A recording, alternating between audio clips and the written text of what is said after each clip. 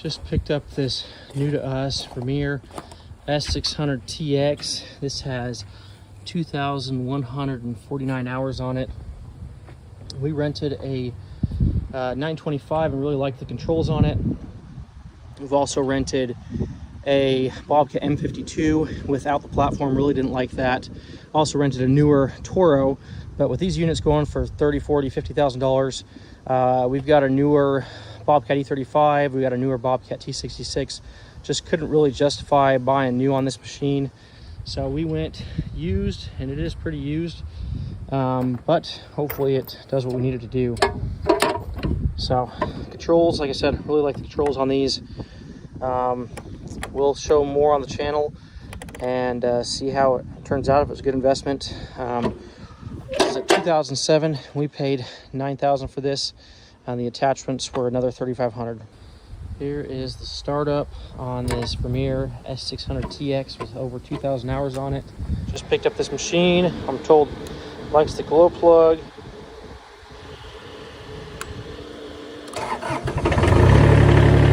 A little bit of smoke.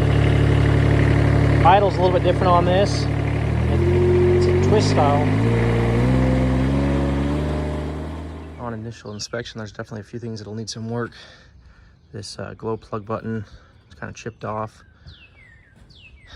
This little seal looks like it could be replaced. I just pulled off these 4 bolts. We're gonna try and pull that off.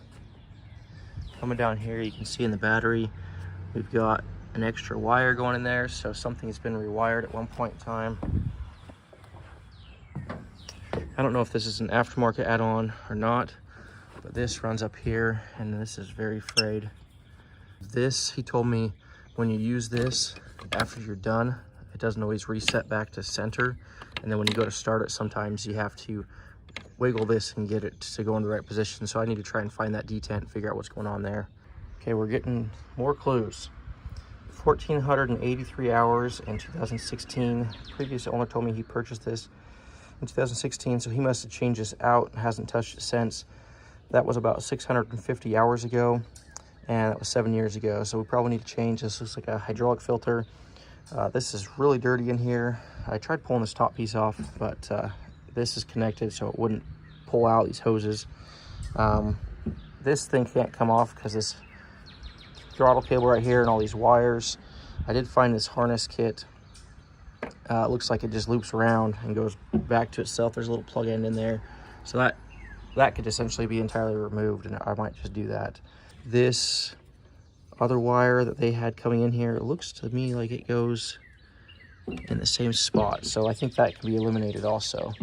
So that's good. That'll put us back to factory wiring. Very dirty. I'm gonna try to maybe power wash this out. I just want to get this stuff off so I can take it to the power washer. Okay, we've got this in the shop. Definitely some wear items that are gonna need to be addressed either now or in the future. We got, I don't know if there's a plug in the bottom there, but we do have quite a bit of standing water in this bay. Tried to wash this out as best we could. I guess I should have done a better job up here. Got this pretty clean. Again, this valley here kind of got stuck with all the water, all the junk. That valley's a little higher. That's pretty clean. Some spots in the engine still dirty. Got the oil filter right there. We've got a fuel filter around this side, right here. Picked up one of those. Gonna change the oil and fuel filters. He said he changed out the pump and the drive motors at least once. He's changed out sprockets, sounds like maybe even more than once in the last 650 hours.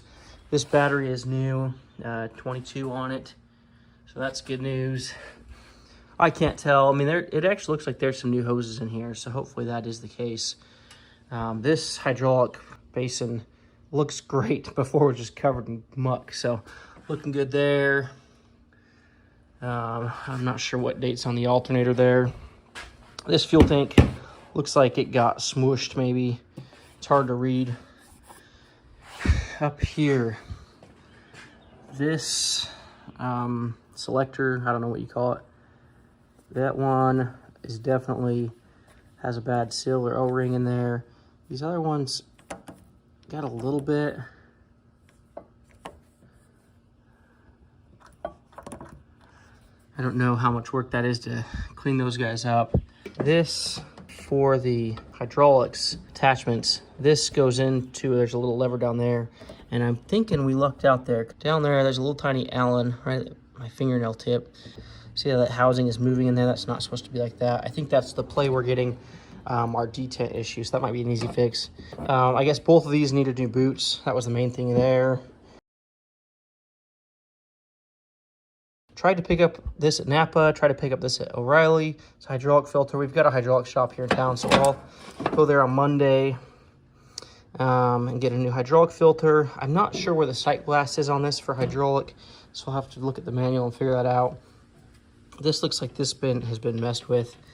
Those wires are stripped back pretty far, but I'm hoping the hour meter is working. I don't know.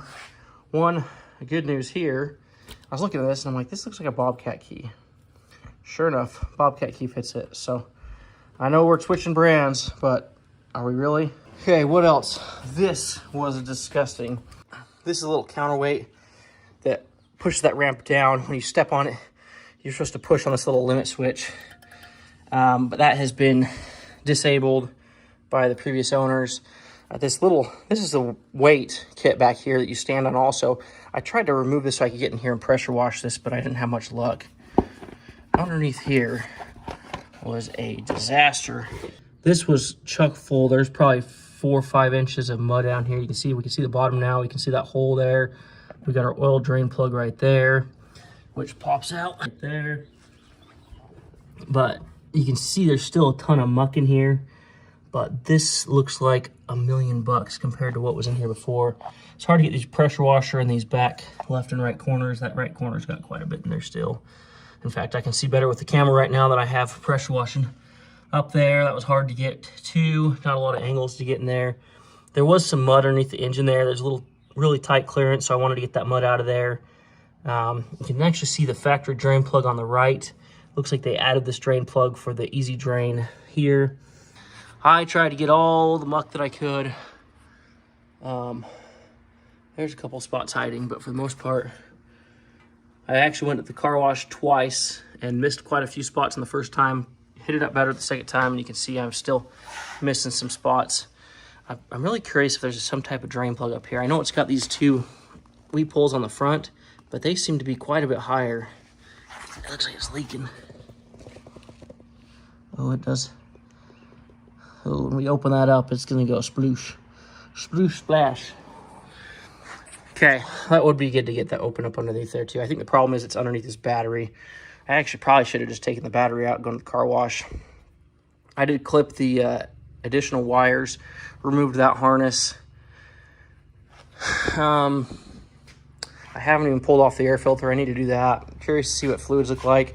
I did pull the oil dipstick, but it was over full, but I had just ran it, so it was hard to tell exactly. Oil is really dark, but it's a diesel, so it could have 5 hours on it for all I know. We got this little guy there. I did notice this thing was missing. I found the little drain nipple thing in the bottom down there. It looks like it was down there for a long time, so I think I'll put this in like a Dawn dish soap bath and try and clean that up. It looks like the rubber's still pretty good. Here's the 2 joysticks. They're pretty crudded out. I mean, they're dry rotted, and I mean, they're probably original. The original joysticks look good. I'd love to get a new kit. This wood is just destroyed on these. Those are the 2 side pieces. The back piece that bolts right here looks like it's been missing for a while. So I'd love to get all 3 of those. Looked on eBay, not a lot on eBay. I did find a sticker kit on eBay, so all of these stickers, all of the Vermeer down the side. I don't know if it has this one or not. That looks like the where this Vermeer of Tennessee, so that's probably a dealer sticker, not original OEM. So I'd love to get, if that sticker kit on eBay was only 125 bucks, so that would be awesome. It looks like I am missing this as well, the arm that you sit right here so that you can work on it right now. I'm I've got this parked right here because I've got this beam. I'm going to strap it to this so I can change the oils and stuff without sitting underneath that arm. But that is the plan. Get this thing serviced, get this thing bolted back together, and get it out in the field. And then just like our other stuff we buy used, our Bobcat soil conditioner, our 2002 work truck, I buy it, do what I can to get it back up and running good. And then really the true test is putting it in the field and seeing what works, what doesn't. And if we have to fix it, we fix it. So that's where we stand for now. So this fuel filter's a little bit loose, so we'll go ahead and tighten up that bolt while we're in here changing fluids. That bolt seemed bottomed out, so added a few washers. This thing is not moving now. Now I've got this loosened. I'm going to try and prime this. I did not pre-fill this filter, so this might be interesting to try and get this bled and get this fuel system primed so this machine can start again. But oil's changed. Fuel filter's changed. Still need to find a hydraulic filter, but we're getting there. Here's a look at the old fuel filter. Some of the fuel was a little bit rust colored. Some of it was red dye diesel, but we'll put some new fuel in the tanks, and a new fuel filter should be back up in business and running healthy. Oil seemed pretty black. It's hard to tell on a diesel, but we got new fuel filter in there, or excuse me, oil filter. The oil filler is a pain in the butt to get to. Here is my oil fill-up setup. We've got a funnel back there, we got the form funnel here, and then we got it propped up on this empty container. So go ahead and top that off. We ran the oil filter, pumped it through, and it dropped the total amount by about a third, so we'll add another third of quart, should be full. I ended up filling up the fuel filter, and nothing came out of this bleeder, but it fired up. It actually fired up while this bleeder was open. No fuel ever came out of that, but ended up tightening that back down, got that bolt tightened, everything's good there. So fuel, oil, good to go. Still waiting on hydraulic fluid. I did pop this dipstick out, but it was hard to read. It was on the dipstick. I'm not gonna pull it out now, but it was on the dipstick. But it could probably use a little bit more hydraulic oil, but I don't think it's low. And I think that's our hydraulic oil sensor. I did get this to drain. I ended up putting this lid. Nothing fits underneath here. But there's our hole right there. So this could probably use another pressure wash. That would probably allow me to clean out this bay. I still have a ton of crap in this bay, which I don't know if there's another hole in there or not. But you can actually see our oil drain down there. So you can see the bottom there. So we're getting to the point now where we can see everything. And yeah, feeling like we have a new machine. You're probably gonna be able to see this better than me, but I think what they did here is they welded 2 nuts on each side, and that was attached to this bottom plate of these 3. We've got these welds connecting them together. So I think they might have put that bottom plate on, welded a plate on, and like this is attached forever. But in here, I can't see back in here, so this will be, I can't even see the camera. Yeah, I think that is a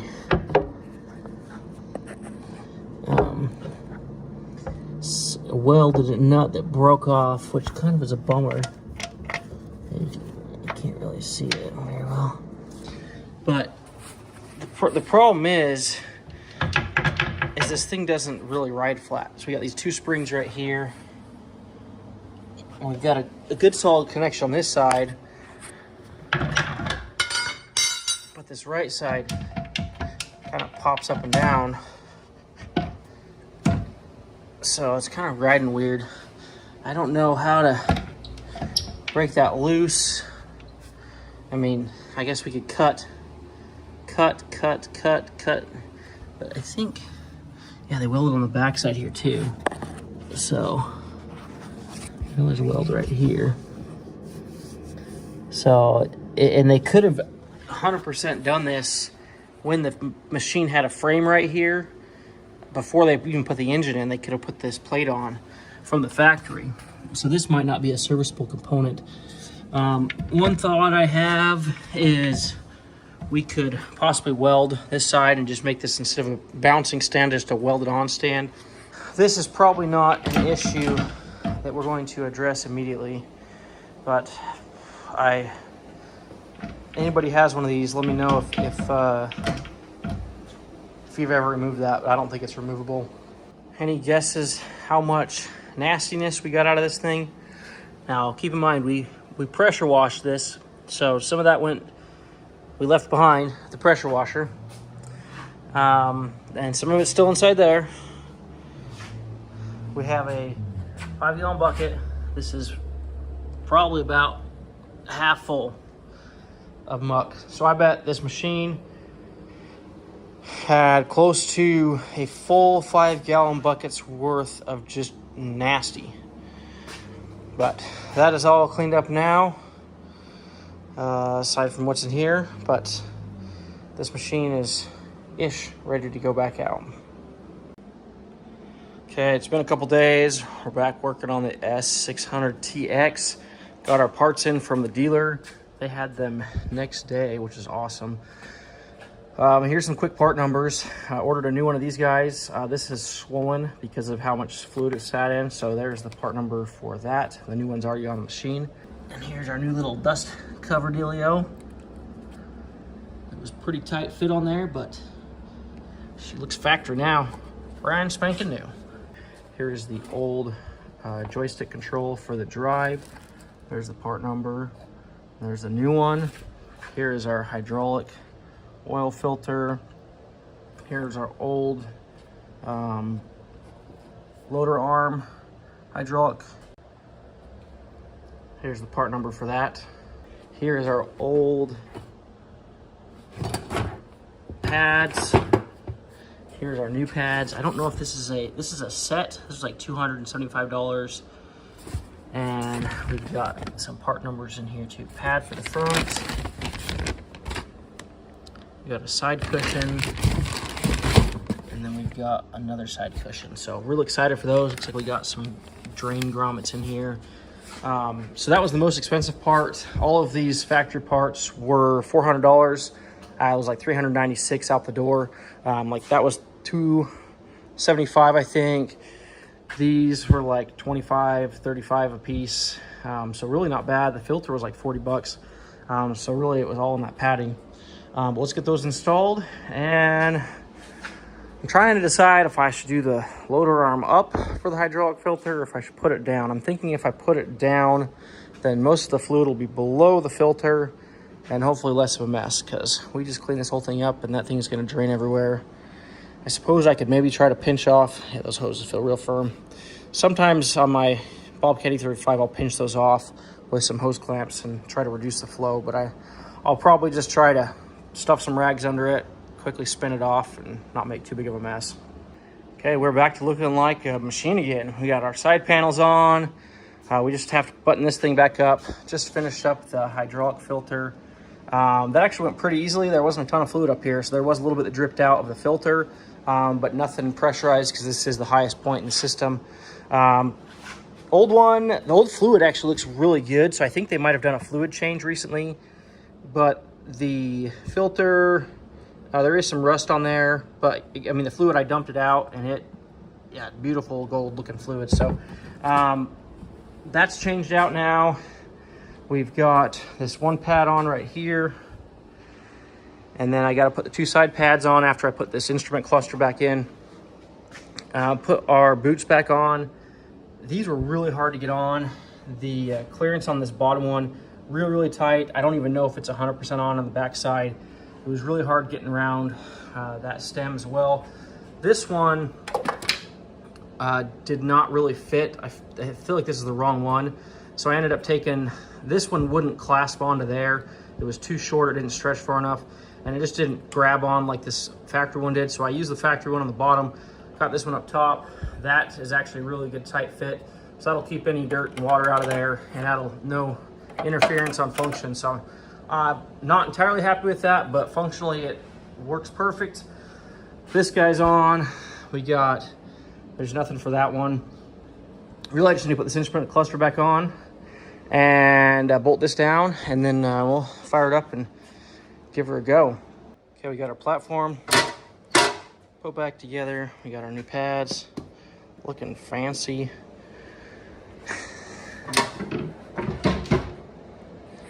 This platform does still rock back and forth. Let's fire it up.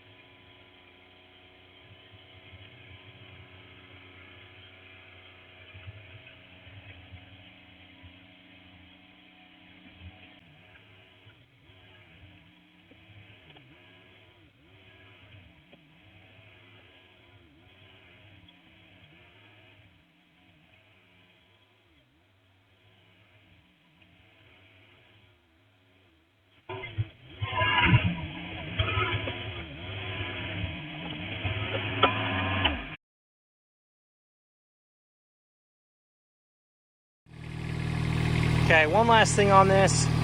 This throttle is a twist throttle, which is really annoying. But if you push this button, you can pull up on it.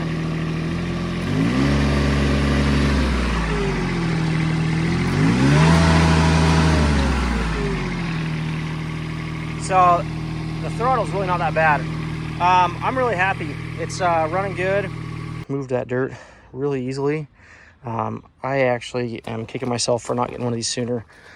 This one's used. It's definitely a lot cheaper than new ones. It's still a lot of money. It's still a big investment, but this is going to definitely speed up. I mean, for me to move that dirt 5 minutes would have taken, well, it would have taken me half an hour to do that same amount of work that it took me 5 minutes.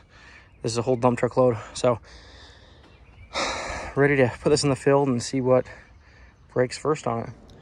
Well, that's going to be it for this Thrifty Garage video. I've got some cleanup to do. Shop's a little bit of a mess, but see you on the next one. Hope that machine works well for me. Cross your fingers, and we'll see you next time. Thanks for watching Thrifty Garage.